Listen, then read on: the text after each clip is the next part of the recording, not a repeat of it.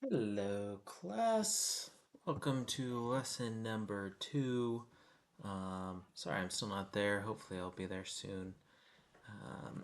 Today, we're going to continue on talking about index and indices and expanding our knowledge in that area. We'll talk about some new things like rational numbers and irrational numbers and surds as well. But before we get into it, I wanted to start class with a question. So I'm going to put a statement up on the screen. And this is a statement that a student has made. And I want you to think about how it is wrong. So I'll put the statement up. I'll read it to you. And I want you to think about what's wrong with this statement. So a student said that 2 to the negative 2 is equal to 1/4 because negative 1 over 2 times negative 1 over 2 equals 1/4. And because the negative numbers cancel each other out to make a positive number. So this is a statement student made. What is wrong with this statement? I want you to think for a moment and then pause the video and talk to someone next to you, and then come up with an answer and write it down in your notebook. Go for it.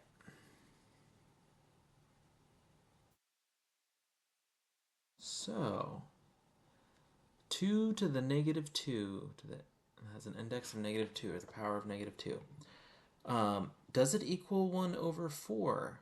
Yes, it does equal 1 over 4. So this student has gotten the correct answer. 2 to the negative 2 is equal to 1 over 4. But their process is not correct, right? Because an index of negative 2 does not mean negative 1 over 2 times negative 1 over 2. What does a negative index mean? Can you remember from our last lesson? Maybe flip to your notes, read real quick what a negative index means. That will give you a hint to what's wrong with this statement. So a negative index means how many times 1 is being divided by the base number. So in this case, this negative index means that 1 is to be being divided by 2 times. So we don't need or want these negative values here, right? Because these are not negative numbers. It is 1 divided by 2 and then 1 divided by 2 again, but not negative. Yes, it gives you the right answer, but under different circumstances, if you add this negative here, you're going to get the wrong answer. So it's important to know what our index means, and we always want to keep in mind that 1, right? 1 being, how many times 1 is being divided by the base number is the definition of our negative index. Okay, so it's just a bit of revision from last week. This week, we're going to start by talking about different types of numbers. So think in your head real quick. What types of numbers are there? Maybe write it down on your paper. You might come up with lots of different names. That's great. Today, we're going to talk about 3 different types. The first one is the most straightforward. It is called natural numbers. So natural numbers are all of the positive integers. So 1, 2, 3, 4, 5, on to infinity, right? Any positive integer is a natural number. These are the numbers that we are most accustomed to, right? These are the ones we run into in life a lot. However, in math, they are not the only types. And you may have come up with some interesting types that are not on this list, but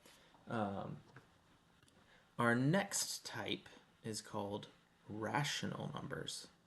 And rational numbers are all the numbers that can be written as a fraction with 2 integers. So for example, that would be like 3/4 or negative 7/5 or 867 over 234, right?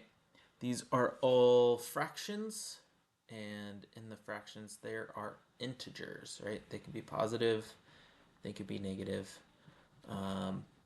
Rational, these kind of rationally make sense, right? The fraction, they're parts of a whole, so we can rationalize that.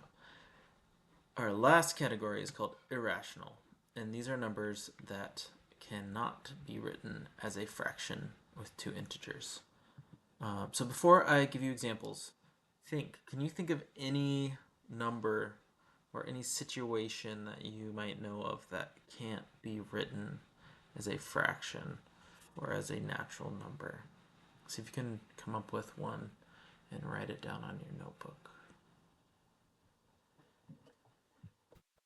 So, some examples are the square root of 2. That is an irrational number. If you plug that into your calculator, you will get a long string of numbers, a decimal, right? And that will go on for a long time, and we can't put that into a fraction, so it is irrational. The symbol is called pi. This is a very important irrational number that we will talk about throughout this class. But it is seemingly goes on forever as well, right? It starts as 3.14, but there are a long list of digits after that.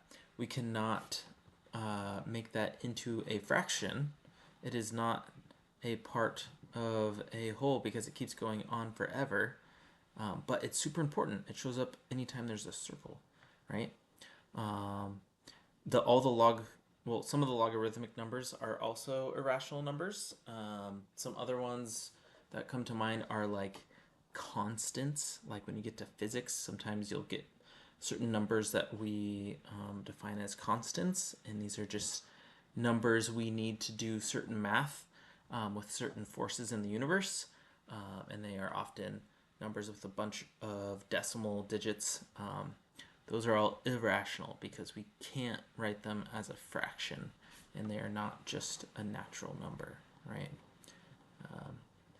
So rational numbers can be written as fractions with two integers. Irrational numbers cannot be written as fractions with two integers. And the natural numbers are all the easy ones, all the positive integers. So let's take a look at some numbers. I would like you to group the following 9 numbers into rational and irrational. And before we go do this, are natural numbers rational or irrational? What do you think? Maybe pause the video and tell your friend to take like 20 seconds. Natural numbers are rational, right? Any of these could be written over 1, right? And it would maintain its value. 1 over 1 is 1. 2 over 1 is 1.